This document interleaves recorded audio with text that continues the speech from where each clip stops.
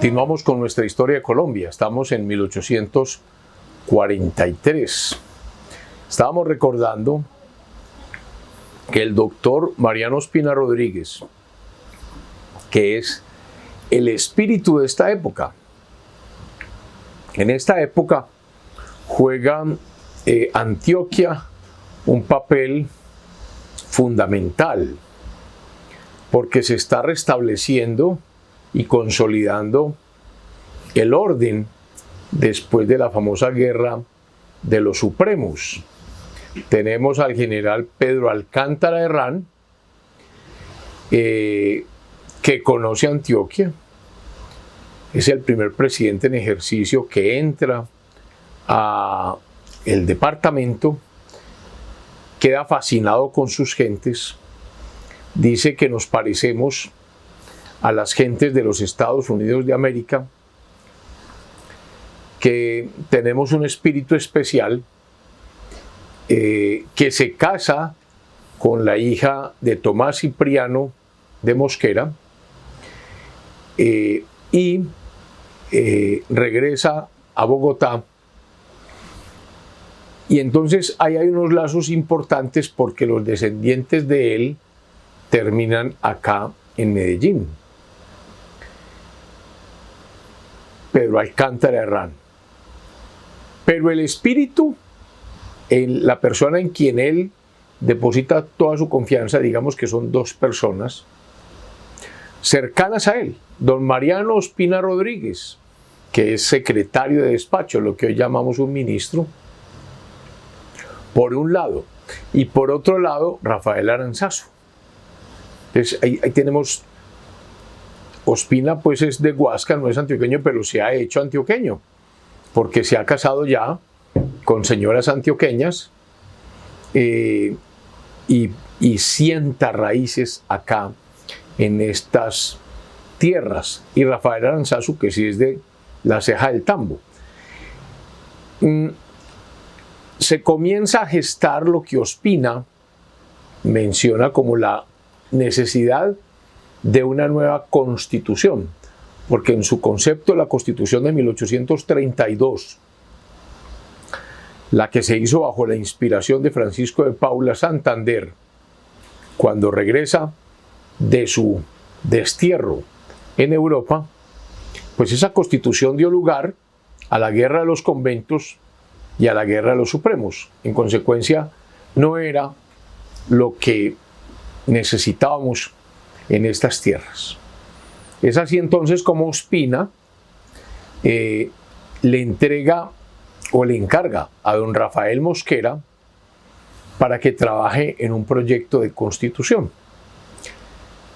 Ese proyecto de constitución que hace don Rafael Mosquera es el que sirve de base al Congreso de la República y que termina aprobando en 1843. Me voy a permitir señalar algunas partes de esa Constitución de 1843 que algunos llaman que es una constitución conservadora, y dicen algunos que tal vez muy conservadora. Lo primero es que dice que esta constitución se hace en nombre de Dios Padre, Hijo y Espíritu Santo. Está muy cercana pues a la Iglesia Católica. Continuamos llamándonos República de la Nueva Granada. Estamos en la época de la Nueva Granada. Aquella historia de la Gran Colombia lo fue desde el Congreso de Angostura y dejó de serlo con la muerte de Bolívar y con la llegada de Santander, y volvimos a ser la Nueva Granada. Vuelve a repetirse que se es ciudadano a los 21 años, que es una edad, digamos, muy reconocida en todas partes. Se dice en el artículo 15 que es deber del gobierno proteger a los granadinos en el ejercicio de la religión católica, apostólica y romana. Recordemos que Ospina logró que el Congreso hiciera que regresaran los jesuitas. O sea que aquí hay un reacercamiento muy serio con la Constitución entre la Iglesia y el Estado, y un reconocimiento a la Iglesia católica. Se sigue haciendo unas elecciones, digamos que mediatas, es decir, el elector no vota directamente por presidente, sino que vota por electores. Los electores votan por presidente, y si esa elección no obtiene la mayoría, pues el Congreso perfecciona la elección entre los que obtengan el mayor número de votos. Por lo tanto, hay electores por los cantones. El poder legislativo no tiene ningún cambio. Hay Senado y Cámara, siempre ha existido en Colombia desde 1821 ambas cámaras, es decir, es bicameral, y tampoco hay cambios respecto al tema de la formación de las leyes. En el tema del poder ejecutivo, que es donde quería detenerme un poco, hay presidente y vicepresidente.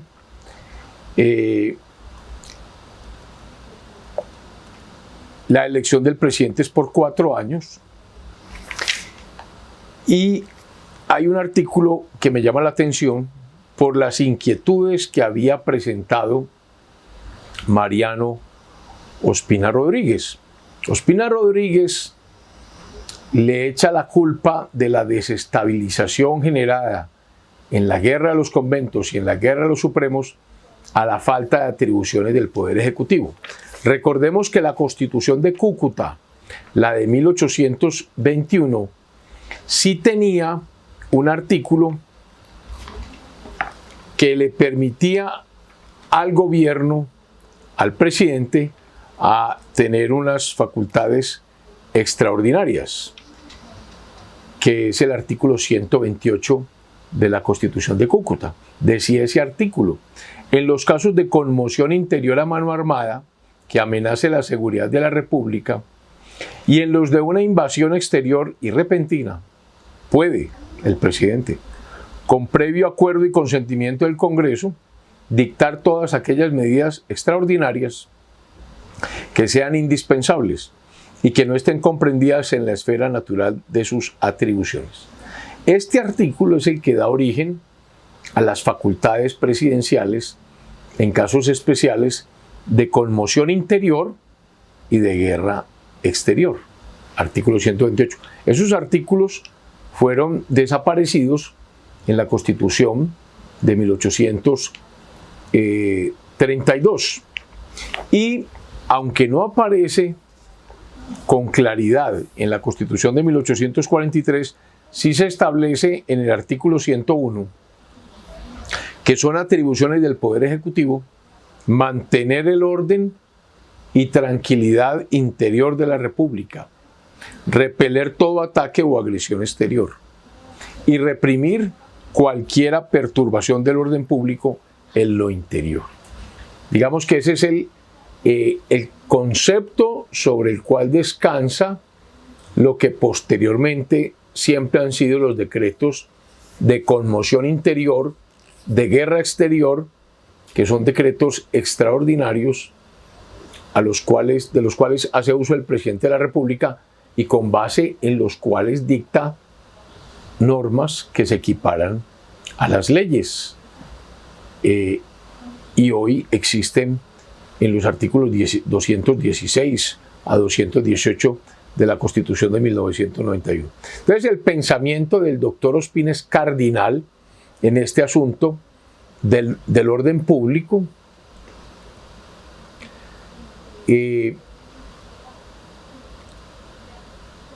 y defiende esas posibilidades de parte del Ejecutivo. Él dice que precisamente la falta de esa claridad en la Constitución de 1832 generaron las inestabilidades que dieron lugar a la guerra de los supremos y a la guerra de los conventos. Hay otra particularidad en este momento, que era quiénes iban al Congreso de la República. Antioquia llevaba importantes personajes, ya hablamos de don Pedro Antonio y don Pablo Restrepo Escobar, Juan Nepomuceno Jiménez y José Eusebio Caro, y hablamos de las anécdotas entre ellos tratando de trovar los unos con el otro, y la respuesta que les dio Caro para mostrar no solamente la agudeza, sino la cultura de don José Eusebio Caro, porque para hacer trovas finas y serias, pues nadie como José Eusebio Caro. Ya habíamos hablado de Caro y estamos hablando permanentemente de Mariano Ospina Rodríguez. Vamos a recordar que estos dos personajes son los fundadores del Partido Conservador en 1849. Pero veamos cómo se va consolidando esa amistad entre uno y el otro. Caro y Ospina. También aparece don Sergio Arboleda, el señor Sergio Arboleda, el señor Julio Arboleda, ambos de Popayán, ambos jóvenes, Caro, Arboleda, batalladores en la defensa del gobierno, el gobierno hoy de Pedro Alcántara Herrán, durante todas estas contiendas de 1839 a 1842. Sergio Arboleda escribía mucho en el periódico El Independiente, también en el Payanés, él era de Popayán, y José Eusebio Caro en el periódico El Granadino. Después se separan un poco y se enfrentan, no a través de las armas, sino en el terreno de la dialéctica. Pero menciono con especial detenimiento a don Sergio Arboleda. A don Sergio Arboleda. ¿Por qué? Porque menciona don Estanislao Gómez Barrientos en su libro sobre Mariano Ospina que fue un orador parlamentario de altas connotaciones, que era un espectáculo sobremanera deslumbrador, sorprendente escucharlo, y que era tal la elocuencia de Julio Arboleda y de Sergio Arboleda que eclipsaron en la Cámara de Representantes a oradores tan importantes como don Ezequiel Rojas. Ezequiel Rojas es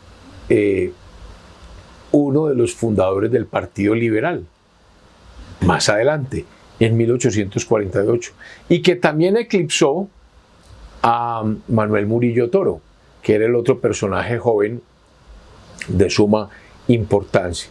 Pues dice que este señor Arboleda eclipsó a los liberales y por lo tanto en el Congreso los conservadores lucieron con mucho detenimiento a través de los señores Arboleda. Se dice que no se había exhibido en Bogotá un orador político de talla tan académica y tan elocuencia tan variada como el joven poeta militar. 1842 también hay que mencionar un hecho interesante. Venezuela se ha arrepentido del trato que le dio al libertador Simón Bolívar. Recordemos que fueron los venezolanos los primeros que atacaron al libertador de una manera cruel y los que digamos que iniciaron la caída de Bolívar. Pues en 1842 ya hay un arrepentimiento de los venezolanos y hay un decreto en el cual reconocen al libertador como un hombre muy importante y le piden a la Nueva Granada que regrese el cuerpo de Bolívar que está yacente en la ciudad de Santa Marta. Entonces Colombia, atendiendo esa solicitud respetuosa del gobierno de Venezuela, atiende esa llamada y entrega los restos del Libertador. Son exhumados de Santa Marta y son llevados a Caracas, donde hoy aún reposan los restos del Libertador. También un hecho importante ahora que estamos en época de COVID, y es el tema de las vacunas. En esta época, tal vez con ocasión de la guerra, hubo un gran contagio por el tema de la viruela, una epidemia que se extiende de todas partes. El gobierno hizo importantes esfuerzos para evitar la propagación y estimuló mucho que por cuenta del gobierno, que se colocara la vacuna de la viruela. Y hablemos de un tema jurídico, la codificación nacional, ahora en 1843. Era curioso, aquí que había en materia jurídica, había unas normas que se llamaron la Recopilación Granadina, que fue un documento de notoria importancia por el orden, por el método y por la claridad que se tenía, pero esa recopilación granadina solo comprendía legislación política, legislación penal, procedimental y administrativa que había sido expedida de los congresos y demás entidades de la República. Por muchos motivos no se había expedido un código civil, no se había expedido un código de comercio y otros que se requerían.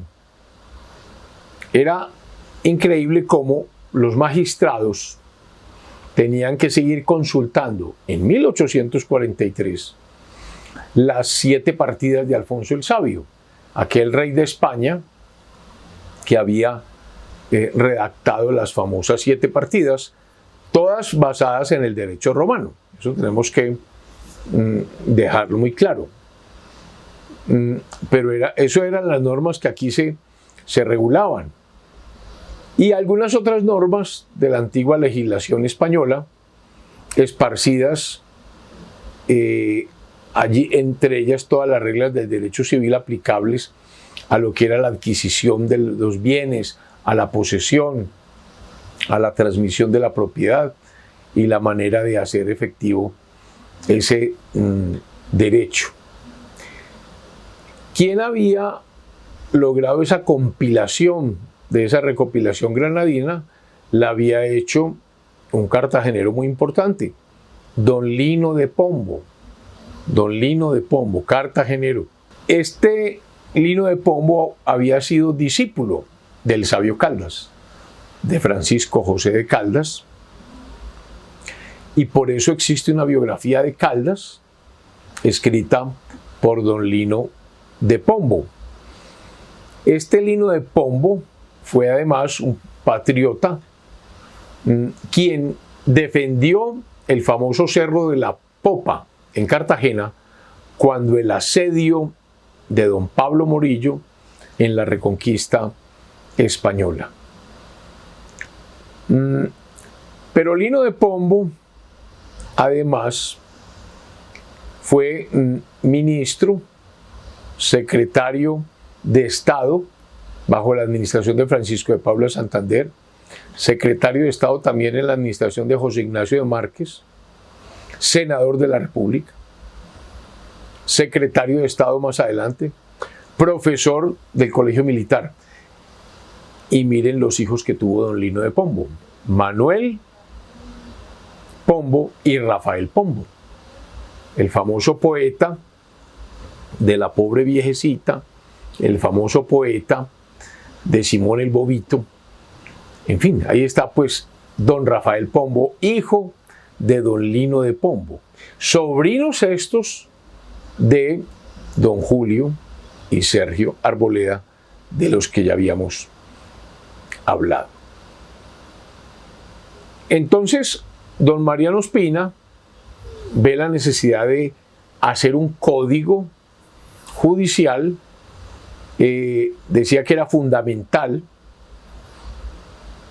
y se mete en estos asuntos para que el país tuviera un código de acuerdo a las necesidades del mismo. Bueno, volvamos al tema del orden público.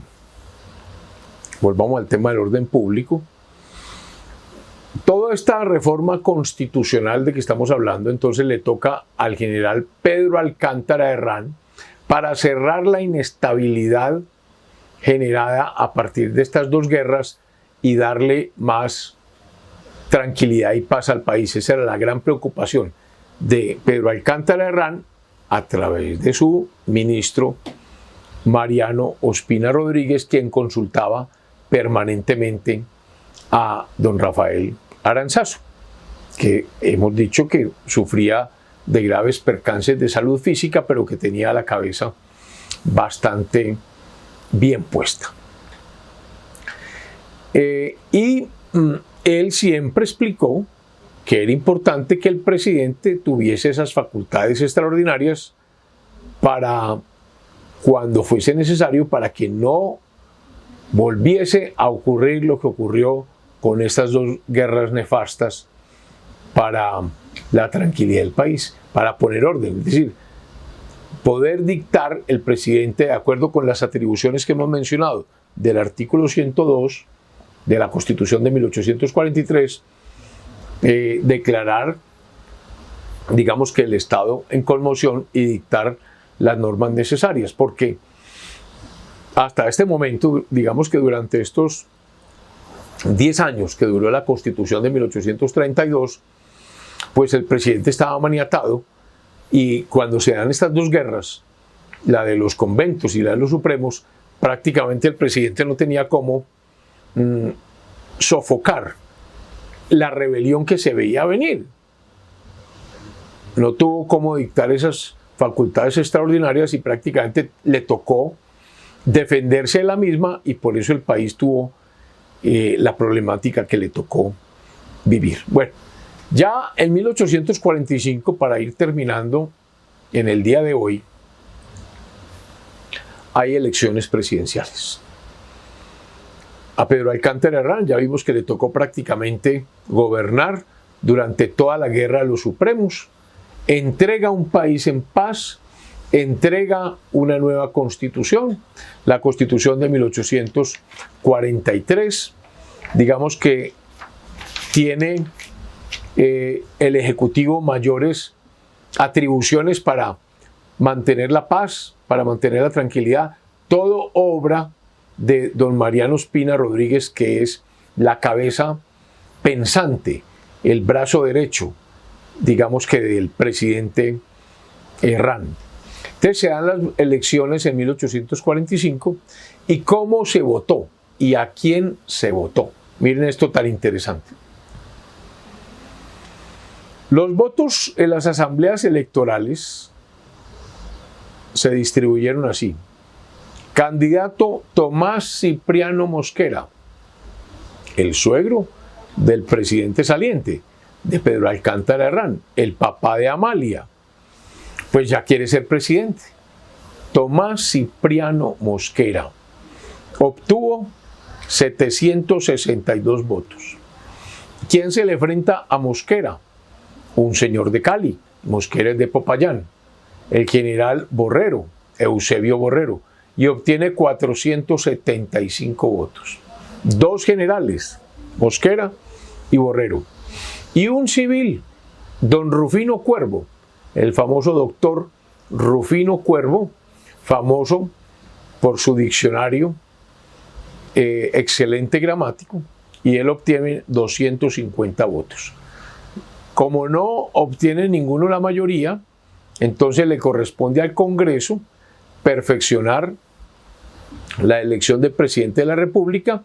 Se reúne en el Templo de Santo Domingo, donde están los dominicos, y se descarta a don Rufino Cuervo porque no obtuvo la mayoría y las gentes se dividieron en dos. Quienes apoyaron al general Borrero, ¿quiénes eran? Los liberales.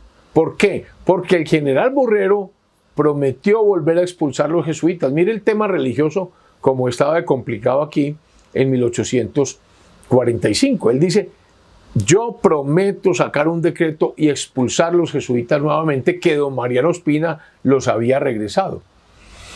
Tomás Cipriano de Mosquera, que tenía a su hermano como arzobispo de Bogotá, a don Manuel Mosquera, fue más cauto, más prudente y dijo que él no los iba a expulsar. Entonces, que convenía conservarlos para la República. Hubo sesión y entonces asistieron 23 senadores, 56 representantes, y en el primer escrutinio votaron por Mosquera 37 votos, por Borrero 29 votos y Cuervo 12. Como Cuervo obtuvo tan poquito, sale Cuervo y entonces se contrae la votación a los otros dos. ¿Y cómo quedó la votación? Miren cómo quedó la votación de impresionante. Tomás Cipriano de Mosquera, 39 votos. Y el general Borrero, 38 votos. Por un voto se perdió la presidencia del general Borrero y por un voto ganó la presidencia el general Tomás Cipriano de Mosquera. Así fue elegido Tomás Cipriano de Mosquera, presidente de la Nueva Granada. Y hablaremos en el próximo capítulo más a fondo de Tomás Cipriano de Mosquera. Feliz semana.